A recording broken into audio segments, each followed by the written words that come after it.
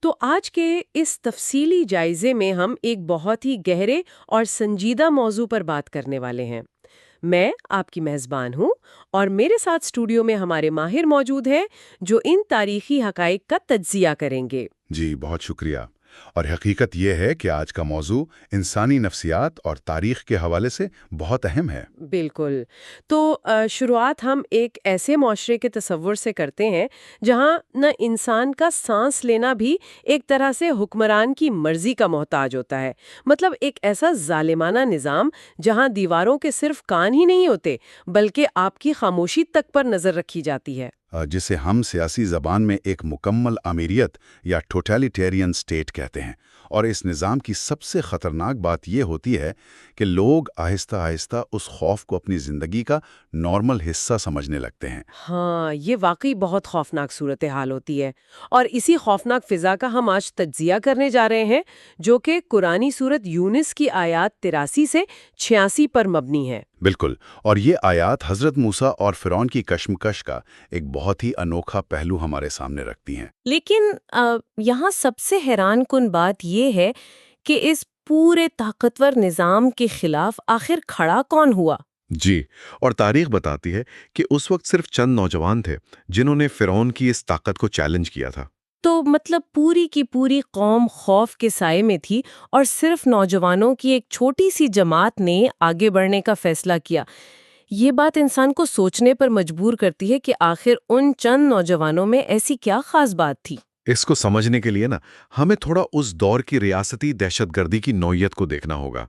قرآن میں فرعون کے لیے جو الفاظ استعمال ہوئے ہیں وہ بتاتے ہیں کہ وہ زمین میں بہت متکبر اور حد سے گزرنے والا تھا۔ اچھا، تو یہ حد سے گزرنے والا اس سے کیا مراد ہے؟ اس کا مطلب ہے ایک ایسا حکمران جو کسی اخلاقی یا انسانی حد کو نہیں مانتا۔ جب کوئی ڈکٹیٹر اس ذہنیت تک پہنچ جائے تو اس کا مقصد صرف حکومت کرنا نہیں رہتا، بلکہ وہ لوگوں کے دلوں میں ایک مفلوج کر دینے والا خوف بٹھانا چاہتا ہے۔ ایک منٹ، یہاں ایک سوال پیدا ہوتا ہے۔ اگر خوف اتنا ہی مفلوج کر دینے والا تھا تو پھر خاص طور پر ان نوجوانوں کا ذکر کیوں ہے؟ یہ ایک بہت ہی اہم نکتہ ہے۔ مطلب کیا پرانی نسل نے مکمل طور پر ہار مان لی تھی؟ کیا وہ اس سسٹم کے سامنے بالکل ہتھیار ڈال چکے تھے؟ جی، اور یہ انسانی نفسیات کا ایک بہت بڑا پہلو ہے جسے ہم سیکھی ہوئی بے بسی یا لرنڈ ہیلپلیسنس کہتے ہیں۔ آپ نے شاید وہ سرکس کے ہاتھی والی مثال سنی ہوگی۔ میرا خیال ہے میں نے کہیں پڑھا ہے اس بارے میں۔ وہ جس میں ہاتھی کے بچے کو ایک چھوٹی سی زنجیر سے باندھ دیا جاتا ہے۔ بالکل وہی مثال۔ جب وہ ہاتھی کا بچہ چھوٹا ہوتا ہے تو وہ زنجیر کو توڑنے کی بہت کوشش کرتا ہے لیکن توڑ نہیں پاتا، اور وقت کے ساتھ اس کے ذہن میں یہ بات بیٹھ جاتی ہے کہ یہ زنجیر نہیں ٹوٹ سکتی۔ تو جب وہ بڑا اور طاقتور ہو جاتا ہے تب بھی وہ کوشش نہیں کرتا کیونکہ وہ ذہنی طور پر ہار چکا ہوتا ہے۔ بالکل صحیح کہا آپ نے۔ تو جو پرانی نسل تھی وہ اس ہاتھی کی طرح ذہنی طور پر یہ تسلیم کر چکی تھی کہ فرعون کا نظام توڑا نہیں جا سکتا۔ واہ، یہ مثال تو بہت ہی برمحل ہے۔ مطلب پرانی نسل کے پاس کھونے کے لیے بہت کچھ ہوتا ہے، ان کے کاروبار، ان کے گھرانے، تو وہ سوچتے ہیں کہ بس تھوڑا سمجھوتا کر لو تاکہ زندہ رہ سکیں۔ جی، اور وہ اس جمود کو قبول کر لیتے ہیں، لیکن نوجوان نسل کے ساتھ ایسا نہیں ہوتا۔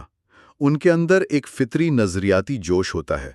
ان کا ضمیر ابھی تک ان سمجھوتوں کا عادی نہیں ہوا ہوتا۔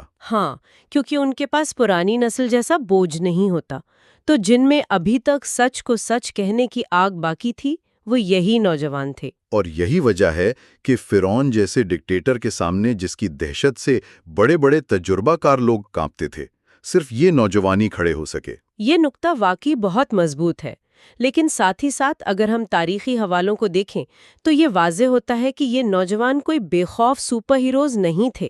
بالکل، وہ انسان تھے، اور متن میں واضح طور پر بتایا گیا ہے کہ وہ فرعون سے شدید خوف زدہ تھے۔ تو مطلب انہیں یہ ڈر تھا کہ فرعون انہیں مٹا دے گا یا کسی شدید عذاب میں مبتلا کر دے گا۔ تو آخر اتنے بڑے ظالم کے سامنے جہاں یہ خوف بالکل حقیقی تھا، ان نوجوانوں کو کس چیز نے ٹوٹنے سے بچایا؟ اور یہیں پر قیادت کا اصل امتحان شروع ہوتا ہے۔ حضرت موسیٰ نے ان نوجوانوں کو لڑنے کے لیے کوئی ہتھیار نہیں دیے، نہ ہی انہوں نے کوئی جھوٹی تسلی دی کہ سب کچھ راتوں رات ٹھیک ہو جائے گا۔ تو پھر انہوں نے اس خوف کو کیسے کاؤنٹر کیا؟ انہوں نے سیدھا ان کے عقیدے اور ان کی نفسیات کے مرکز پر وار کیا۔ انہوں نے توکل یعنی مکمل بھروسے کا راستہ دکھایا۔ توکل، اچھا اگر میں اس صورتحال کو آج کے دور کی کسی مثال سے سمجھانا چاہوں تو یہ کچھ ایسا ہے جیسے کوئی ایک ایسی عمارت میں پھنسا ہو جس میں آگ لگی ہو۔ جی بالکل، ایک بہت ہی خوفناک اور بے بس کر دینے والی صورتحال۔ اور فرعون کا نظام وہ آگ ہے۔ اب وہاں کھڑے لوگ زبان سے تو کہہ رہے ہیں کہ انہیں ریسکیو ٹیم پر بھروسہ ہے، لیکن اصل امتحان تب ہوتا ہے جب وہ ریسکیو ٹیم کہتی ہے کہ اب اس کھڑکی سے باہر چھلانگ لگا دو۔ خوبصورت مثال دی آپ نے۔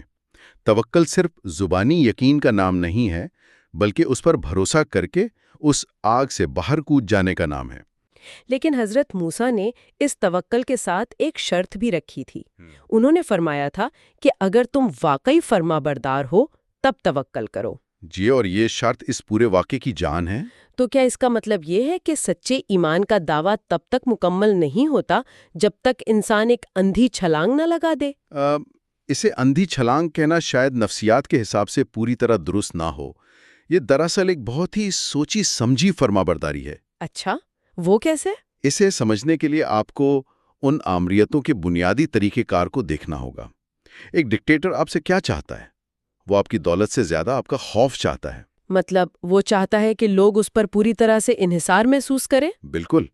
فرعون خود کو رب اس لیے کہلواتا تھا کیونکہ وہ چاہتا تھا کہ ہر انسان یہ سمجھے کہ اس کی زندگی اور موت کا اختیار صرف اور صرف فرعون کے ہاتھ میں ہے۔ میں سمجھ رہی ہوں۔ تو جب حضرت موسیٰ انہیں فرما بردار ہونے کی شرط یاد دلا رہے ہیں تو وہ دراصل انہیں اس نفسیاتی انحصار سے نکلنے کا کہہ رہے ہیں۔ جی بالکل، آپ نے بالکل صحیح پکڑا۔ وہ نوجوانوں سے کہہ رہے ہیں کہ جب تک تمہارے دل میں یہ خوف باقی ہے کہ فرعون تمہارا اصل نقصان کر سکتا ہے، تم مکمل طور پر آزاد نہیں ہوئے۔ واہ! تو اس کا مطلب ہے کہ توکل صرف ایک روحانی عقیدہ نہیں ہے، بلکہ آمریت کے سامنے یہ ایک بہت بڑا نفسیاتی ہتھیار ہے۔ بالکل، اور جس لمحے آپ یہ طے کر لیتے ہیں کہ میرا نفع یا نقصان کسی دنیاوی ڈکٹیٹر کے ہاتھ میں نہیں بلکہ ایک اعلیٰ طاقت کے ہاتھ میں ہے، اسی لمحے دنیا کے سب سے طاقتور ظالم کا خوف آپ کے دل سے صفر ہو جاتا ہے۔ یعنی توکل دراصل ایک طرح کی بغاوت ہے۔ یہ اس بات سے انکار کرنا ہے کہ ظالم کے پاس کوئی حتمی طاقت ہے۔ جی، اور ایک ظالمانہ ریاست سب سے زیادہ اسی چیز سے ڈرتی ہے کہ لوگ اس سے ڈرنا چھوڑ دیں۔ توکل نے فرعون کی طاقت کے منبع کو ہی کاٹ دیا تھا۔ یہ سوچ واقعی ذہن کو جھنجھوڑ دینے والی ہے۔ انہوں نے جسمانی طور پر لڑنے سے پہلے ذہنی طور پر اپنا خوف منتقل کر دیا۔ اور پھر اس کا نتیجہ ہمیں ان کے اگلے قدم میں نظر آتا ہے، جو کہ ایک نہایت ہی حیران کن دعا تھی۔ ہاں، کیونکہ انہوں نے توکل کا راستہ تو چن لیا، لیکن ان کا اگلا قدم صرف ایک اندھا جذبہ نہیں تھا۔ انہوں نے دعا کی کہ اے ہمارے رب، ہمیں ان ظالموں کے لیے فتنہ نہ بنا۔ اور یہ دعا تاریخ کے ان عظیم ترین لمحات میں سے ایک ہے جہاں انسانی شعور اپنی بلندی پر ہوتا ہے۔ بالکل۔ عام طور پر تو جب لوگ شدید خطرے میں ہوتے ہیں اور موت سامنے کھڑی ہوتی ہے تو ان کی پہلی جبلت یہی ہوتی ہے کہ بس میری جان بچ جائے۔ جی، ہر انسان کی پہلی ترجیح اپنی بقا ہوتی ہے، لیکن ان نوجوانوں کے الفاظ دیکھیں، ہمیں ظالموں کے لیے فتنہ یعنی آزمائش نہ بنا۔ سچی میں یہ بات مجھے بھی سوچنے پر مجبور کر رہی ہے۔ فتنہ نہ بنانے سے ان کی کیا مراد ہو سکتی ہے؟ یہ ان کی انتہائی اعلیٰ ذہنی سطح اور نظریاتی پختگی کو ظاہر کرتا ہے۔ تو کیا ان نوجوانوں کو یہ فکر تھی کہ اگر وہ فرعون اور اس کی ریاستی مشینری کے ہاتھوں تباہ ہو گئے تو دنیا انہیں دیکھ کر کیا سوچے گی؟ مطلب عام طور پر تو معاشرے میں یہی اصول چلتا ہے کہ جس کی لاٹھی اس کی بھینس۔ جی بالکل، جسے ہم مائٹ از رائٹ کہتے ہیں۔ تو کیا یہ نوجوان اس بات سے ڈرتے تھے کہ اگر ہم ہار گئے تو فرعون کی آمریت اس فتح کو ایک پروپیگنڈے کے طور پر استعمال کرے گی؟ آپ نے ریاستی پروپیگنڈے کی بالکل صحیح وضاحت کی ہے۔ یہ صرف جسمانی بقا کی جنگ نہیں تھی، بلکہ ایک نظریاتی جنگ تھی۔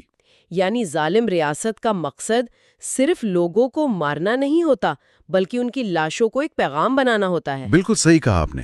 اگر فرعون ان نوجوانوں کو مٹا دیتا تو آنے والی نسلیں کیا سوچتی؟ وہ یہی سوچتی کہ اگر حضرت موسیٰ اور ان نوجوانوں کا راستہ سچا ہوتا تو انہیں موت کیوں ملتی؟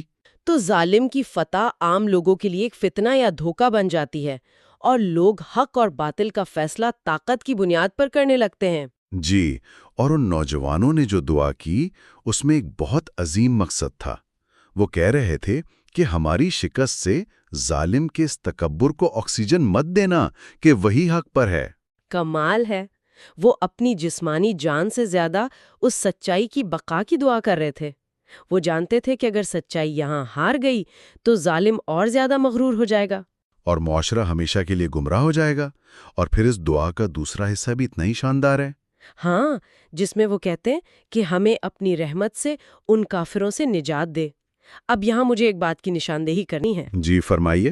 جب انسان اتنی بہادری کا مظاہرہ کرتا ہے، اتنی بڑی ریاست کے خلاف کھڑا ہوتا ہے، تو اس میں تھوڑا سا فخر آنا تو فطری سی بات ہے۔ وہ یہ بھی تو کہہ سکتے تھے کہ ہم نے اتنی قربانی دی ہے، ہمارے ایمان کی وجہ سے ہمیں بچا لے۔ بالکل، انسان میں یہ ہیرو بننے کا شوق پیدا ہو ہی جاتا ہے۔ لیکن انہوں نے خاص طور پر رحمت کا لفظ استعمال کیا۔ اور یہ انسانی انا کا مکمل خاتمہ ہے۔ اسے ہم ٹوٹل ایگو ڈیتھ کہہ سکتے ہیں۔ تو مطلب انہیں اپنی کمزوری کا مکمل احساس تھا۔ جی، وہ اپنی حقیقت سے پوری طرح آگاہ تھے۔ وہ جانتے تھے کہ مادی دنیا کے اسباب میں فرعون کا پڑڑا بہت بھاری ہے اور ان کی اپنی سیاسی یا فوجی طاقت صفر ہے۔ تو جب انسان توکل کے اس مقام پر پہنچتا ہے تو وہ اپنے کسی عمل، حتیٰ کہ اپنے ایمان پر بھی گھمنڈ نہیں کرتا۔ بالکل، اپنی رحمت سے نجات دے ایک ایسی پکار ہے جو ظاہر کرتی ہے کہ انہیں اپنی حدود کا اندازہ تھا۔ وہ جانتے تھے کہ اس جابرانہ مشینری سے انہیں صرف ایک ایسی عظیم طاقت ہی نکال سکتی ہے جس پر دنیاوی طاقت کے اصول لاگو نہیں ہوتے۔ اور سچ پوچھیں تو ان کی یہ عاجزی ہی دراصل ان کی سب سے بڑی طاقت بن گئی تھی۔ جی بالکل، اور یہ پورا منظرنامہ انسانی نفسیات، خوف اور مزاحمت کو سمجھنے کے لیے ایک ماسٹر کلاس کی حیثیت رکھتا ہے۔ بالکل، اگر ہم آج کی اس پوری گفتگو کی کڑیوں کو ملائیں تو ہمارے سامنے ایک بہت ہی طاقتور تصویر ابھرتی ہے۔ ایک ایسا معاشرہ جہاں خاموشی کی بھی نگرانی ہوتی ہے، اس آمریت کے سامنے کچھ عام سے لوگ کھڑے ہوتے ہیں جن کے پاس کوئی تجربہ نہیں تھا، جو صرف ایک نظریاتی جوش رکھنے والے نوجوان تھے۔ جبکہ پرانی نسل نے سسٹم کے ساتھ سمجھوتا کر لیا تھا، اور یہ نوجوان خوف زدہ ہونے کے باوجود اس ریاستی دہشت کو اپنے اندر حاوی نہیں ہونے دیتے۔ کیونکہ ان کی حکمت عملی کوئی سیاسی منشور نہیں بلکہ توکل تھا۔ انہوں نے اپنا نفسیاتی خوف منتقل کر دیا، جو کہ اصل میں اس ڈکٹیٹر کی سب سے بڑی طاقت تھی۔ اور اس منتقلی نے اس نظام کی بنیادوں کو ہلا کر رکھ دیا۔ جب ریاستی رعایا ڈرنا چھوڑ دے اور اپنا خوف اور امید کسی برتر طاقت کے ساتھ جوڑ لے تو وہ نظام عملی طور پر ناکارہ ہو جاتا ہے۔ اور ساتھ ہی ان کی وہ تاریخی دعا جو انہوں نے سچائی کے دفاع کے لیے کی تاکہ ظالم اسے اپنے حق میں پروپیگنڈا نہ بنا سکیں، یہ ثابت کرتی ہے کہ ان کی یہ مزاحمت کتنی گہری تھی۔ بالکل، اور یہ سبق تاریخ کے کسی ایک دور تک محدود نہیں ہے۔ طاقت کا غرور اور اس کے مقابلے میں حق پر ڈٹے رہنے کا جذبہ آج بھی اتنا ہی اہم ہے۔ جی، ہر دور میں ایک ظلم کا نظام ہوتا ہے اور اس کے مقابلے میں ایسے لوگ اٹھتے ہیں جو یہ دکھاتے ہیں کہ حقیقی بقا اسی کی ہے جو ذہنی طور پر غلام ہونے سے انکار کر دے۔ جی، ایک ایسا نظام جو خود کو خدا سمجھتا ہو۔ تو یہ سب سننے کے بعد آج ہمیں اپنے طور پر اس بات پر ضرور غور کرنا چاہیے، جب انسان پر ظاہری طور پر تمام راستے بند ہو جائیں اور سامنے ایک ایسی آمریت ہو جو خود کو سب کچھ سمجھتی ہو، تو ایسی صورتحال میں سب سے بڑی بغاوت کیا ہوتی ہے؟ یہ واقعی بہت گہرا سوال ہے۔ کیا سب سے بڑی بغاوت سچ میں کوئی ظاہری ہتھیار اٹھانا ہے؟ یا شاید اس دنیا کی سب سے بڑی بغاوت اپنے دل میں یہ طے کرنا ہے کہ ہمارا خوف اور ہماری امید دونوں کا مرکز اب اس زمین کا کوئی ظالم نہیں رہا۔ جب ایک انسان اپنے اندر سے یہ فیصلہ کر لیتا ہے تو کیا وہ اصل میں اس ظالم کو اسی وقت شکست نہیں دے دیتا؟ یہ وہ فکر انگیز سوال ہے جو ہمیں صرف تاریخ کو ہی نہیں بلکہ اپنے آج کو بھی سمجھنے کی دعوت دیتا ہے۔